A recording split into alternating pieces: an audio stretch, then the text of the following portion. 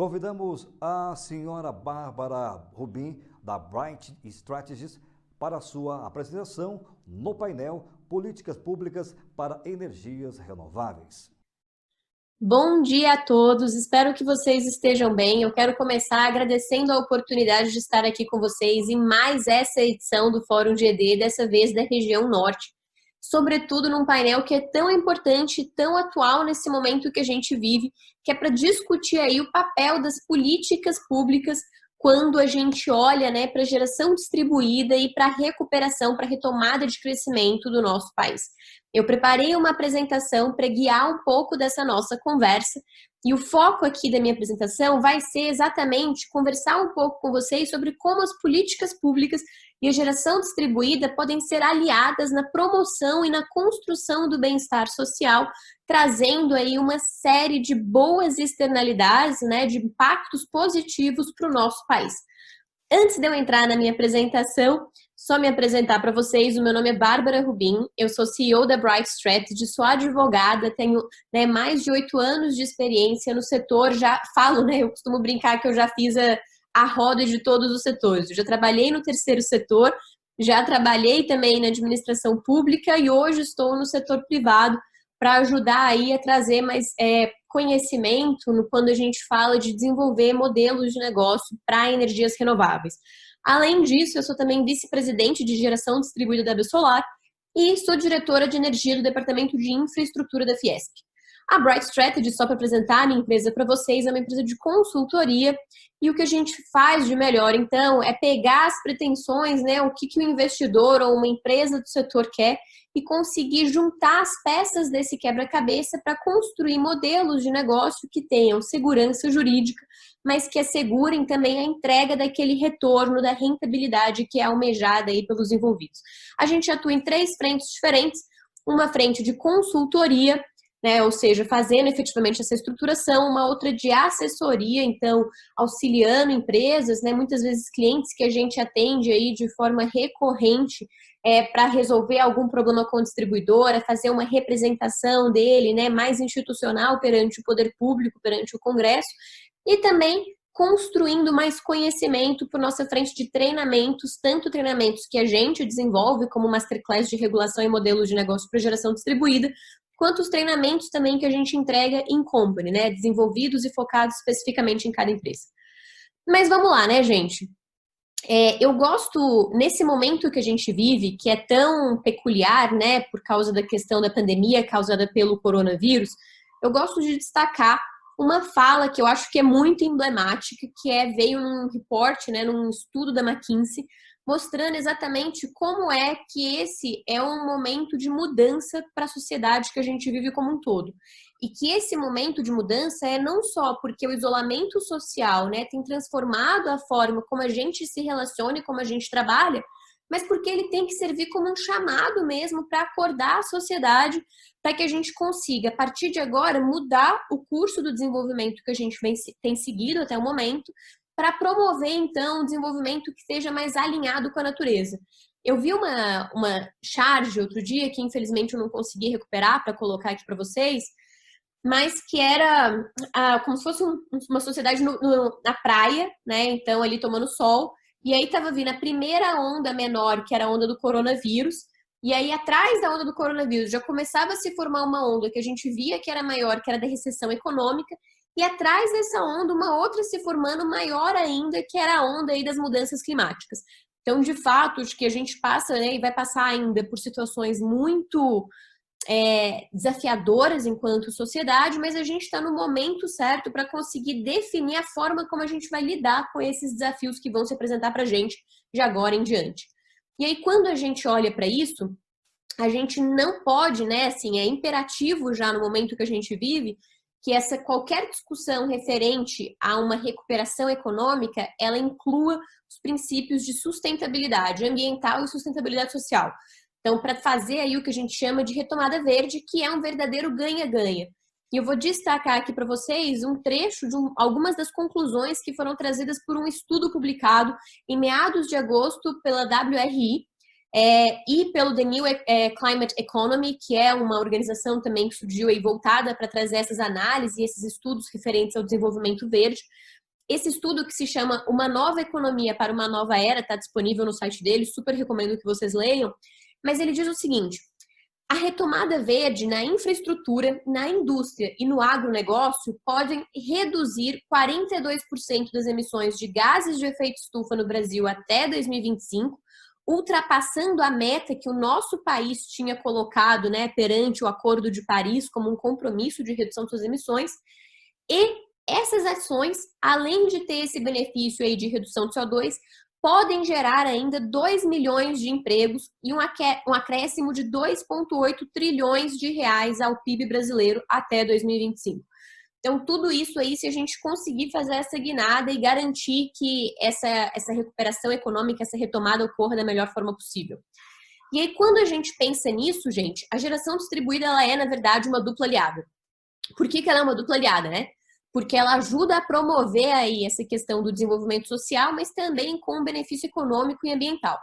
Então, um estudo da Absolar mostrou, né, que se a AGD continuasse o crescimento previsto dela para 2020, claramente isso vai ser impactado por causa da pandemia, mas se continuasse esse crescimento, a gente poderia ter aí 120 mil novos empregos sendo gerados até o final desse ano e 19,7 bilhões de reais em investimentos privados trazidos para o Brasil, além de uma arrecadação de 5,3 bilhões de reais em tributos. Então, todos são os benefícios que a GD poderia trazer, que está muito em linha, né, com um pouco das consequências aí do que esse estudo trouxe para a gente em termos de atributos. E se a gente pensar, né, o estudo que eu acabei de citar, vou voltar aqui para vocês verem, ele cita 3 áreas, né, infraestrutura, indústria e agronegócio. E essas 3 áreas, elas estão diretamente relacionadas com o nosso setor da geração distribuída. Primeiro porque a energia elétrica, né, tem muito a ver com a infraestrutura em si, indústria, quando a gente fala com uma possibilidade de redução de custos para esse setor, e agronegócio, que é um dos setores que, apesar de ainda ter uma participação pequena, quando a gente olha para os tipos de consumidores com geração distribuída, vem crescendo de forma muito consistente ao longo dos últimos anos. E aí, então, né, que oportunidades são essas que a gente tem para a GD no momento atual? A gente tem uma oportunidade forte, porque o governo federal ainda não terminou de preparar o plano de recuperação econômica, que é o Pró-Brasil, e a gente precisa que haja inserção de medidas de incentivo à geração distribuída nesse plano, por exemplo, a ampliação da isenção de PIS/COFINS para eletricidade oriunda de projetos de GD. Hoje a gente só tem essa isenção para projetos de até 1 mega, né? Se a gente estiver falando de ICMS, por exemplo, a gente só tem isenção para projetos de até 1 mega e na mesma titularidade. E no PIS/COFINS a gente só tem isenção para projetos na mesma titularidade, mas até 5 megas. Mas deixando de fora aí a geração compartilhada e o empreendimento de múltiplas unidades consumidoras.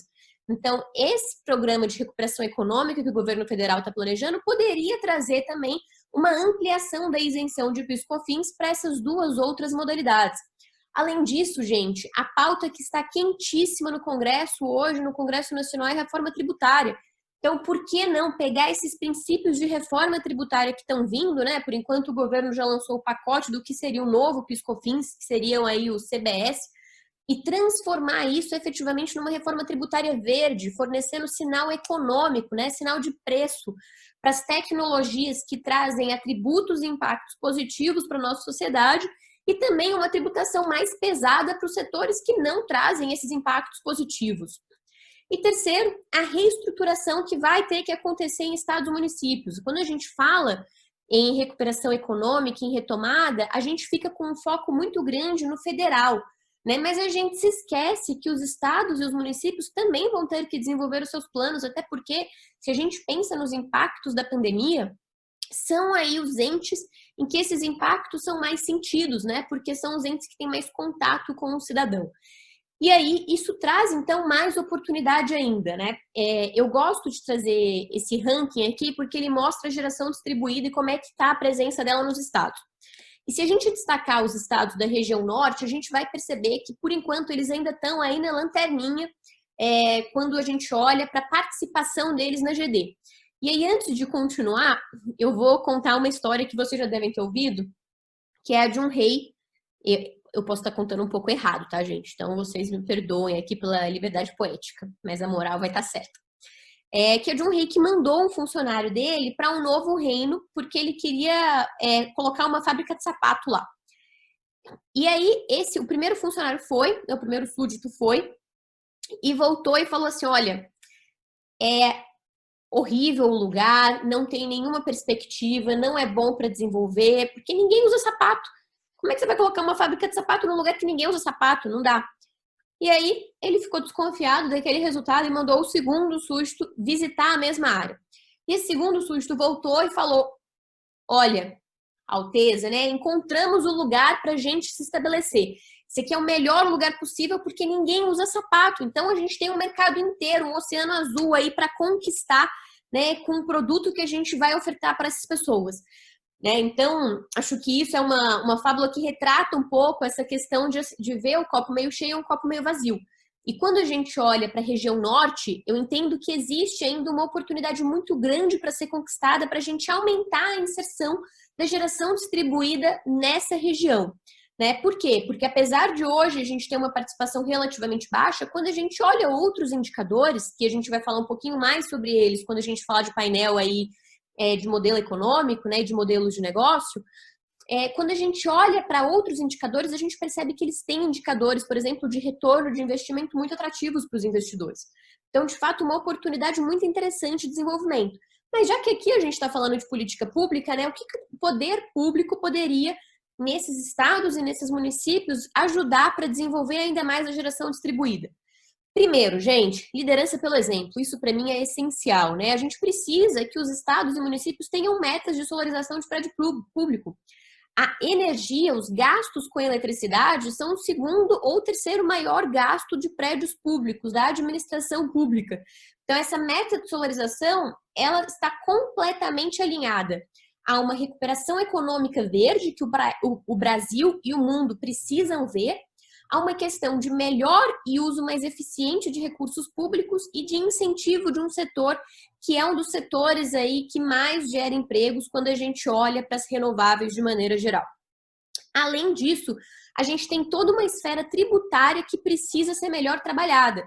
A gente tem, por exemplo, a questão do ICMS. Eu comentei um pouquinho antes que hoje a isenção de ICMS só vai para projetos de até 1 mega nas modalidades de alto consumo remoto e geração junto à carga. Minas Gerais é uma exceção, mas como o nosso foco aqui é vocês da região norte, vamos focar nessas regras. Hoje, gente, infelizmente, cada estado não pode tomar e fazer a regra de isenção de ICMS que ele quiser. Essas decisões têm que ser tomadas num fórum colegiado, que é o fórum do CONFAS, o Conselho Nacional de Política Fazendária. Mas, apesar disso, cada estado pode fazer o quê, gente? Cada estado pode mostrar vontade política de alterar essas regras e ajudar a fazer pressão nos outros estados para que a gente tenha um convênio do CONFAS trazendo uma política de ICMS que estimule ainda mais o desenvolvimento da geração distribuída. Quando a gente olha para os municípios, a gente tem duas oportunidades de ações muito interessantes. Uma é a do ISS, então trazendo, por exemplo, uma redução de alíquota para os serviços relacionados ao setor de geração distribuída, e a outra aí é o IPTU, ou, por exemplo, estabelecendo de forma temporária, né, exatamente como medida para estimular o crescimento econômico, a redução a zero, ou mesmo somente uma redução, né, um desconto no IPTU dos prédios e das casas, dos locais que instalarem geração distribuída durante 2020 e 2021, por exemplo. Ou tem uma outra medida que eu estava comentando e que é muito interessante, que seria, por exemplo, estabelecer de forma clara no município que a utilização de painéis, né, de módulos fotovoltaicos para fazer cobertura de estacionamento, por exemplo, não constitui área construída e, portanto, não aumentaria o valor do IPTU a ser pago pelo estabelecimento naquele imóvel. Então, essa é uma medida que não teria um impacto de renúncia fiscal para o cofre público, mas que poderia ajudar a alavancar toda uma esfera, né, de um crescimento do setor aí, de um novo produto que tem sido cada vez mais procurado e ofertado. Então, essas são aí algumas das questões que eu queria trazer. E aí, já que a gente está falando de política pública, né, só para não falar que eu não falei das flores, ainda mais que a gente teve a participação já da ANEEL aqui um pouquinho antes, a gente precisa que o nosso setor tenha estabilidade e previsibilidade jurídica e regulatória para continuar crescendo. Esses são pilares essenciais para que a gente tenha atração de investimento, né, e para que a gente consiga, de fato, conquistar todos aqueles números aí que são de benefício econômico, social e tributário que eu mostrei para vocês. E aí a gente tem algumas oportunidades para isso. A gente tem projetos de lei tramitando no Congresso, e aqui eu destaco 2 projetos, o 5829 de 2019 e o 2215 de 2020. A gente tem a revisão da 482 pela ANEEL, que tem acontecido aí, né, de uma forma administrativa, e a gente tem, gente, para alavancar tudo isso, cada vez mais o interesse da sociedade, né, buscando aí mais resiliência e mais economia para os seus negócios. E a gente, enquanto setor, precisa usar esse interesse da sociedade para alavancar, para puxar essa pauta para que ela aconteça e que o resultado dela seja positivo e permita aí a continuidade do crescimento do setor de geração distribuída. Esse era um pouquinho da mensagem que eu queria compartilhar com vocês e que hoje eu vou ficar agora à disposição para perguntas no nosso debate. Espero que vocês tenham gostado. Um excelente fórum para todos nós. Agradecemos à senhora Bárbara Rubim, da Bright Strategies, por sua apresentação.